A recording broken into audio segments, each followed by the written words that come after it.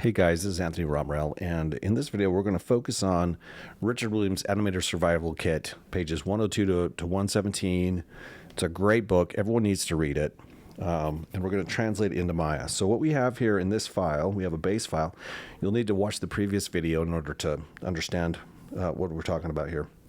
In this base file, I have the contacts. So I have a contact on 1, 13, and 25, which mirrors frame 1. I've dropped it down to 24, but if I need to edit the 25th frame, I'll just move it over. And if I hit the period key, it goes forward, comma key goes backwards, right?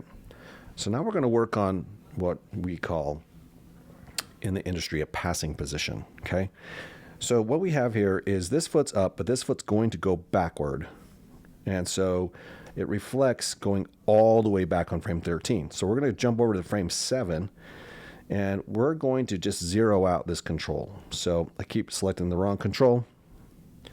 All right, so I'm going to zero out this control so it goes directly under the character. Okay, and then I'm going to rotate it in so it goes straight underneath. Okay. The next thing I'm going to do is I'm going to hit the S key. Okay, we're going to manually key it, and that should put a key on frame 7. And on this one, this is the passing position. So we're going to pull this up. We're going to roll the toe the opposite way. So let's do positive 30. Roll that toe. And I'm going to rotate the foot and push it up. Remember to always rotate in gimbal. Okay. So the passing position here, we'll just have a little bit of fun, make it interesting. Maybe pull this foot out like this. Okay. This is the passing position, and we'll hit S. Then the next thing is, we can decide, is this the highest point, lowest point? It's up to you to do the reading and do a different animation than what I have. I'm just showing you some foundations of how pose-to-pose works with Maya. So I'm going to grab this middle control. I'm going to pull it up until the foot seems to leave the floor, and before it leaves the floor, we'll leave it on the floor. But that's about as high as it can go, and we'll hit the S key. Okay? So we end up with this frame. So if I hit period, I now have a passing position. Now it's not passing, so let's strengthen this by selecting that control, pushing it forward, and making it actually start to pass. Okay, we'll hit S again. Remember to hit S because we are not letting Maya do the keying for us. We are deliberately keying. So now what we're going to do is right in between frame 13 and 25 is frame 19. This will be this one's passing position. So this foot, we're going to zero it out. Okay, type in 0 and translate and rotate. We're going to hit the S key. This one we're going to pull up till it goes straight. Starts to leave. Once it starts to leave, we're going to go back, hit the S key. And then this one's going to be passing. So we're going to take this foot.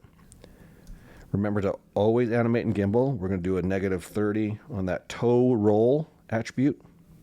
Excuse me, a positive 30 toe roll attribute. And then in gimbal, we're going to move it in world space. Okay. And then rotate in gimbal. And we'll set this up to be passing. Okay. We'll rotate the foot so it's pointed out just a bit. We'll stick the foot out just a little bit. We'll hit that S key. Okay, it's not quite passing. Let's push it a little bit more forward. Okay, now this foot should go, the weight should shift directly under the ball. So right about there. Okay, and now if we hit our comma key, our period key, we get this. So we have contact.